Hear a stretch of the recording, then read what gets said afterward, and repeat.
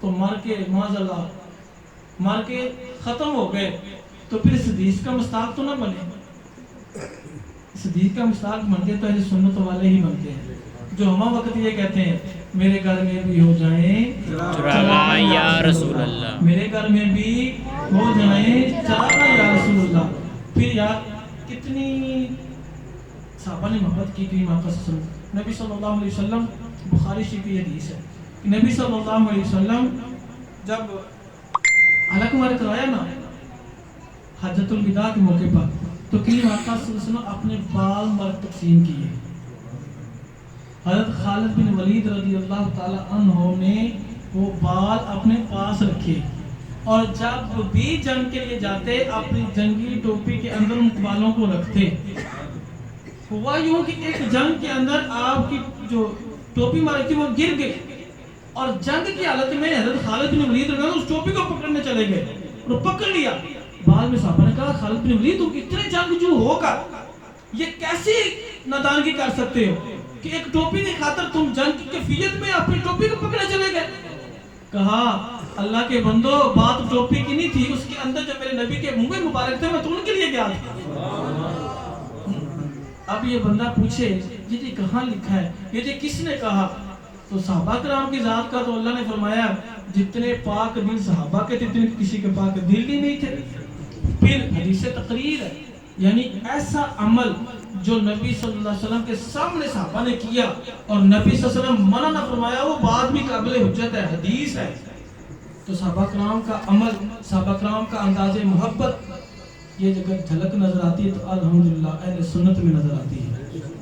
کریم آقا صلی اللہ علیہ وسلم کے گھرانے کا بھی کیا کہنا نبی مہربان صلی اللہ علیہ وسلم کے پاک گھرانے کا بی بی پاک فاطمہ الزہرا سلام اللہ علیہا یہ اس وقت جب زمانہ جاہلیت عروج پر تھی اور بیٹیوں کو زندہ درگوز کیا جا رہا تھا. کریم آقا صلی اللہ علیہ وسلم اس وقت یہ فرمایا تھا فرمایا جس کی ہاں ایک بیٹی ہو دو کی بھی روایت تین کی بھی ہے فرمایا وہ ان کے پیدا ہونے پر خوش ہو پھر ان کی اچھی تربیت فرمائے. پھر فرمایا کہ جب وقت آئے تو ان کا نکاح کرے. کریم آقا صلی اللہ علیہ وسلم شاہ فرمایا وہ میرے ساتھ جنت میں ایسے ہوگا جیسے دو انگلیاں. اب دیکھیں یہ نبی کا عظیم معجزہ نہیں ہے تا قیامت جو بھی شخص بیٹی کے پیدا ہونے پر خوش ہوا پھر تربیت اچھی کی پھر وقت آنے پر اس کو رخصت کیا تو کریم آقا فرماتے ہیں وہ جنت میں میرا رفیق ہوگا.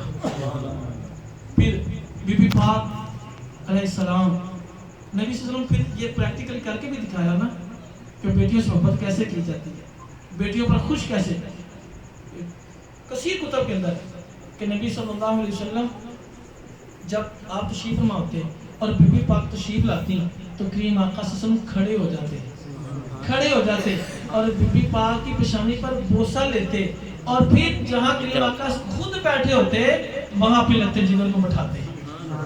یہ زمانہ جاہلیت کے منہ پر بہت بڑا تماچا اور بتایا کہ بیٹیوں سے ایسے محبت کی جاتی ہے.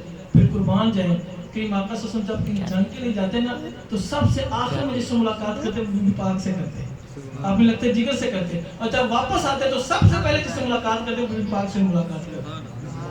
قربان جائیں یہ وہ محبت ہے جو آج الحمدللہ ہمارے سینوں میں سینہ بہ سینہ چلتی آ رہی ہے اور بیٹیوں سے محبت آج بھی اللہ کا احسان عظیم ہے کہ جن کے اندر دینداری ان کے اندر دلوں میں بیٹیوں کی محبت بھی زندہ ہے. بھائی صاحب کی بیٹی کے سارے صاحب کے لیے بھی انشاءاللہ دعا کریں گے اللہ تعالیٰ کی بیٹی کے درجات کو بلند فرمائے اور اللہ تعالیٰ ہم سب کو اپنی بیٹیوں سے پیار اور ان کے پیدا یار کتنی بدبختی ہے ہم بیٹی کے پیدا ہونے پر پہلے اس کا حق چھین لیتے ہیں جب پیدا ہوتے ہیں ہم خوشی نہیں کرتے. یہ بھی اب وقت لوگوں کے اندر جہلیت آتی جا رہی ہے کیوں نبی کا دامن رحمت چھوڑا تو جہلیت آ گئی ورنہ یہ بات کسی نے کیا خوب کہا انہوں نے کہا بیٹی کو تو بندہ بیٹا کہہ سکتا ہے لیکن بیٹے کو بیٹی نہیں کہہ سکتا.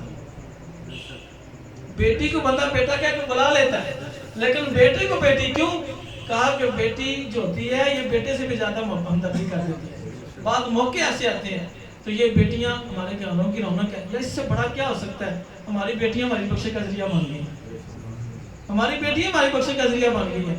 اللہ تعالیٰ ہم سب کے گھروں کو سلامت فرمائے ہم سب کا آنا قبول فرمائے.